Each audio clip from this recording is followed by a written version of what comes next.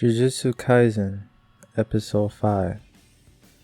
Back to where we left off in Episode 4. Yeah, they just bring it to where we left off. No, I'm noticing that Jujutsu Kaisen don't really waste any time. They just go straight to where they left off and just move on from there, which is really, really good. They're not really stalling. They're just going straight to where they go.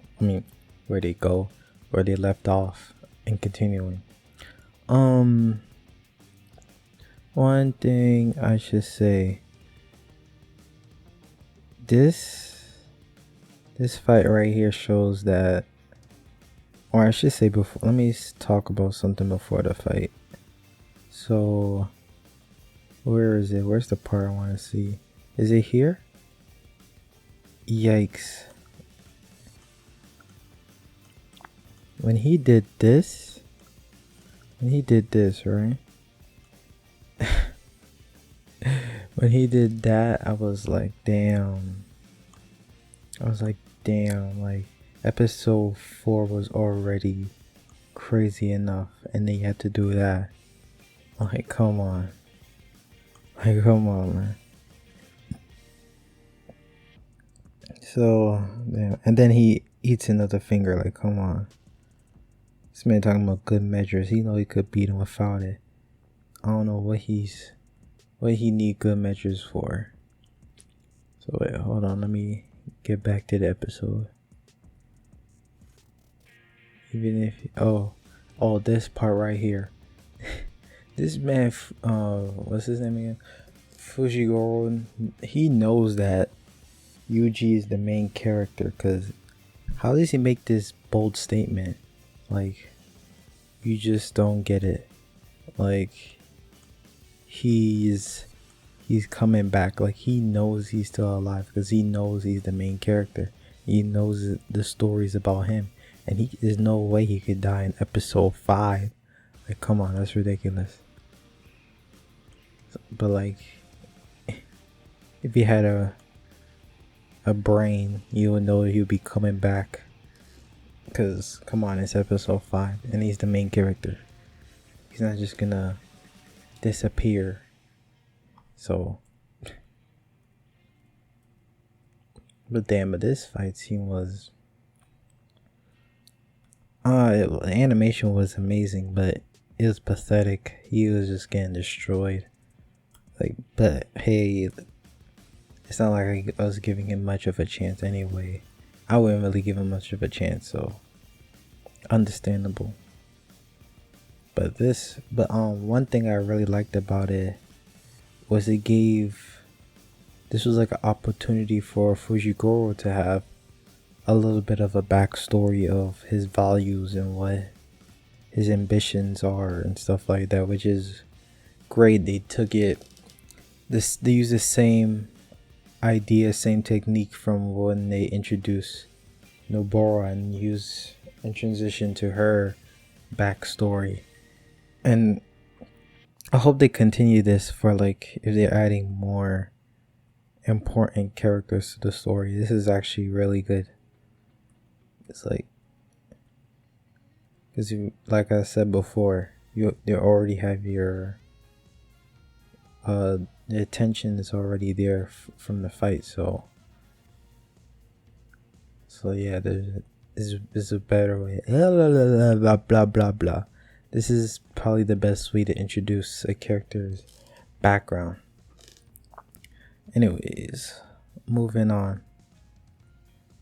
So yeah, somehow, some way, Yuji with no heart is able to come back to his body and all that. But I'll say this every single episode: Yuji is the most broken human pre-curse energy ever. So born to be broken. Anyways, oh shit, oh snap, he'd even die. Okay, there we go. Now now he's gone. Ooh, another thing, not one thing, another thing, right? I really like how they add these characters in the middle of this, in the blah blah, in the middle of the episode. I'll explain more about that later. So, but yeah, he's dead. Blah blah blah. Even though, if you know this is just episode 5, you know he's not dead and he's gonna come back. So, blah. Oh my god! And then the Bora. Like, this is what I mean by worst parts of Sakura. Like, worst parts of any shonen character. Like, come on. Trying to act like she don't care. Acting like, yeah, well. But she actually does care. Like, come on. And then now they're gonna go have their little... They're gonna have their little training arc. Blah, blah, blah. You know, tournament, blah, yep. No, nothing better in a shonen than a tournament, so great idea. Okay, so back to them, right? This is really good foreshadowing. Like, since the plot, the story is starting to slow down a bit, having villains, I should say, like, showing their discussions and what they're planning to do, it's like a great way to, you know, show what's coming later on in the show.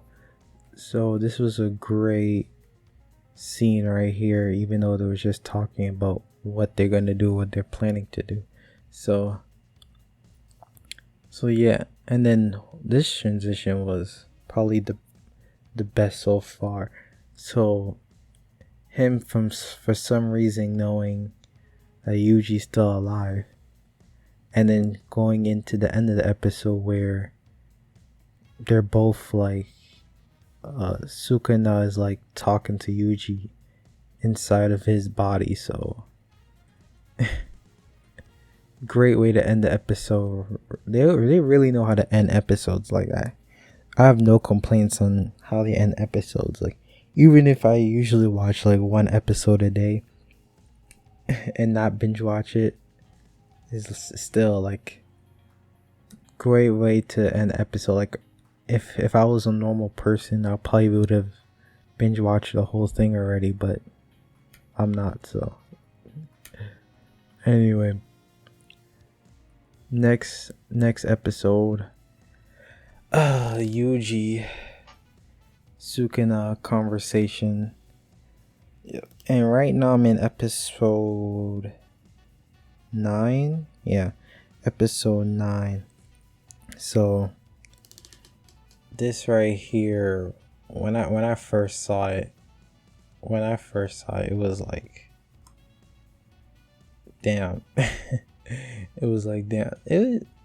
To be honest, I think all episode 6, right, the hype stuff, it's still hype, right? But like, it's not as intense, I should say. Maybe I'm just forgetting because I'm in episode 9 right now. But if I remember correctly, it's not as tense as episode 4 and 5. Like, they start to, you know, slow down a bit again so they could, you know, build up. You know, it's like going on a roller coaster. You're going up and they're going back down, and now they're trying to slowly build back up again. So yeah, I think that's really it for episode 5. Like, is it as crazy as episode 4? No. Is it as intense? No. But it is still like, it probably has more important moments that will go along for future episodes than episode 4. So yeah, episode 6, After Rain. And yeah, look out for my review on that. And that's pretty it.